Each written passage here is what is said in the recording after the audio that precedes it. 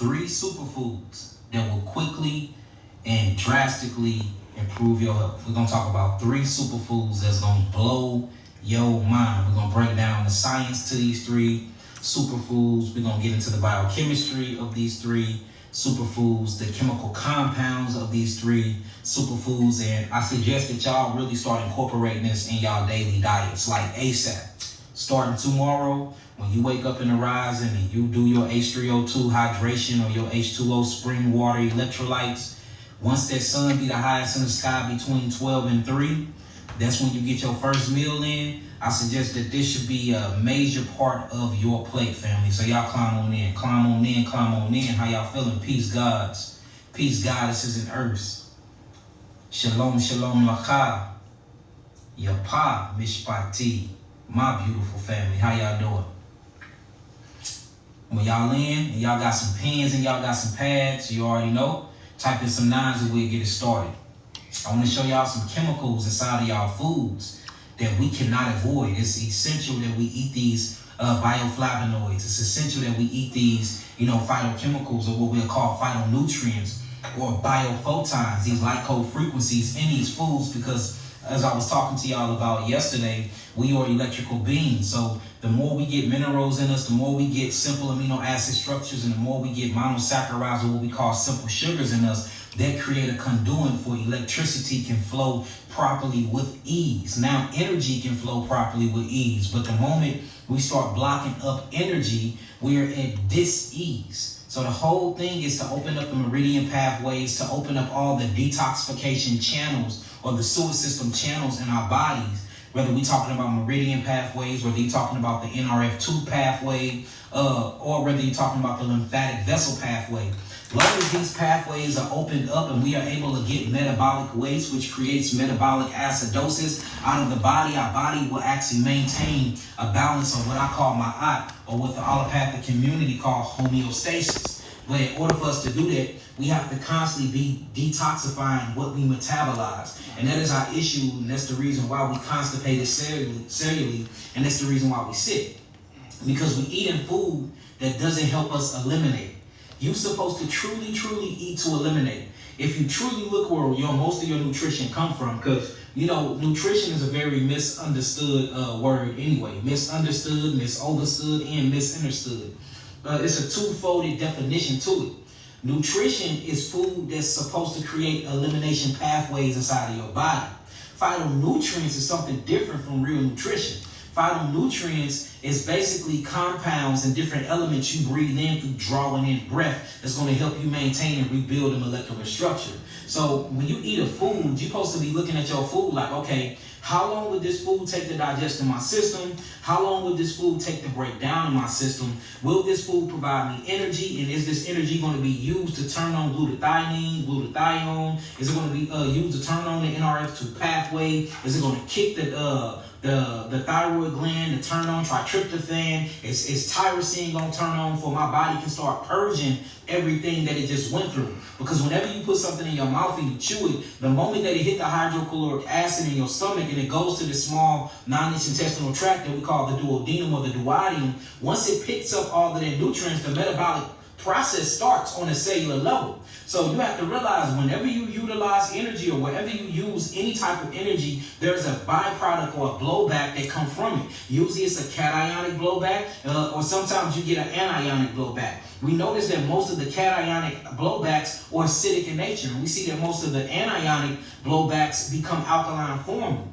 So we have to understand that our body is already made of a lot of acids. You have DNA, which stands for deoxyribose nucleic acid. Your DNA is made of what you will call amino acid structures or amino acid groups that we call protein. So you got DNA, which is deoxyribose nucleic acid. You have amino acids, which is a bunch of other acids. And then your body is actually acidic in functioning in form. So when your body is going through all these different metabolic processes through the system, when you're eating and drinking food, it's acidic. Just like the hydrochloric acid in your stomach help you break down your food. So there is not one function in your body other than the first alkaline breakdown in your mouth, which is amylose and amylase, that is an actual alkaline secretion. Your blood is alkaline, cholesterol is alkaline, the mucosal membrane is alkaline, the lymphatic system is alkaline. And then you got alkaline enzymic secretions in your mouth. Other than that, family, everything else in your body is acidic.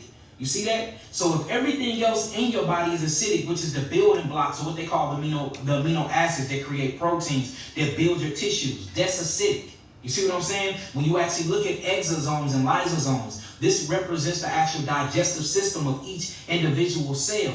That's acidic because the exosome creates the lysosomes. The lysosomes have this type of liquid secretion inside of it to help you break down the food that your cell is actually eating. When you're going through something called cellular respiration and oxygen is being turned into this water molecule and then turned into carbon dioxide, this is an acidic process. So we see that all the major functionings inside of our bodies that keep us in a balance of homeostasis is acid-based, family.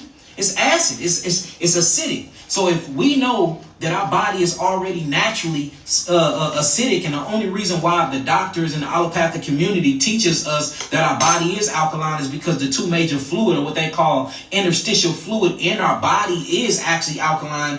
Truly, your body is more acidic than it is alkaline, and your body actually have a acidic functioning than it does alkaline. So since we know that, that means we need to be eating food that is truly alkaline forming all the time. We should never take a break from eating alkaline forming food. We shouldn't play around with it because we already know that all these acidic mediums is happening in our body on the natural occurrence every day. So the only way we can combat that is make sure that we're eating food that's eliminative. We got to eat food that we know for a fact is going to open up the meridian pathways, open up the lymphatic system, open up the kidneys, open up the skin to get all this metabolic acidosis out of our body. If not, it's going to eat us alive, family. It's going to eat us alive. So I want to show y'all these 3 superfoods that's going to do exactly that.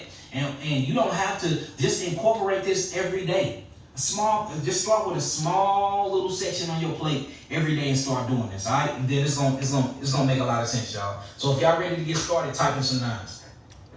And of course, it's gonna be fruits, y'all. Of course, y'all already know, but do y'all know what fruits? And we're gonna break this down, y'all. Let me show y'all the actual chemical composition. And I actually do got a few questions that a few people want me to read. So at the end of this, I'm gonna read some questions that I got through my DM. These are questions actually from my DM on Instagram. So let's get to it. Type in some 9s and we're gonna get to work, y'all.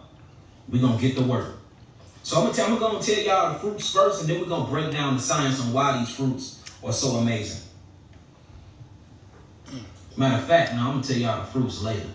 I ain't gonna even there. I'm gonna tell y'all the fruits later. Before we do that, let's actually talk about why I'm even bringing this up in the first place. So, hold on, family. Let me get this ready for y'all. I was gonna go live on my YouTube and do it on my YouTube, but Instagram been showing me so much love lately, all of y'all, all of the followers. So I'm like, look, let me go and do an exclusive real quick. All right, so this is a piece of one of my many lectures that I do at the universities, the HBCU's university. I'm gonna just give y'all a little piece of this, and I want to show you how you can literally stop aging so fast, because we know that people do not die of old age. That's a bunch of crock. You don't die of old age. You die of dis-ease. You die of oxidative stress. You die of heart failure. You die of kidney failure. You die of pancreas obstructions. You die of obstructive prolapse colons and bowel walls. We die of dis-ease because our energy is not flowing properly, meaning your aging process is a dis-ease. So literally aging, y'all can look this up. We can look up the government articles and everything if you don't believe me. Aging is a dis-ease, family. And that's how you know that time is really an illusion. And when you buy into that illusion, the biology of belief. Y'all look up Dr. Bruce Lipton. He talk about this all the time. He have a book called The Biology of Belief. And he showed scientific proof and evidence that if you believe something, it will actually change your genes and it'll change the way that your cells interact with the environment. So if you believe that you get older every year, you're going to start showing that and manifesting it in the physical plane, y'all. So we have to really change our belief. And that's the reason why we have to look at disease differently. We have been taught disease in the wrong way, family. And that's why when you get a disease, you automatically think it's a death sentence when it's not. Diseases are nothing but your body having a magnificent miracle way of trying to detoxify and heal itself. These come sometimes with pain. The symptomology from this pain is what the allopathic community actually call pathology and call diseases. But it's actually the body trying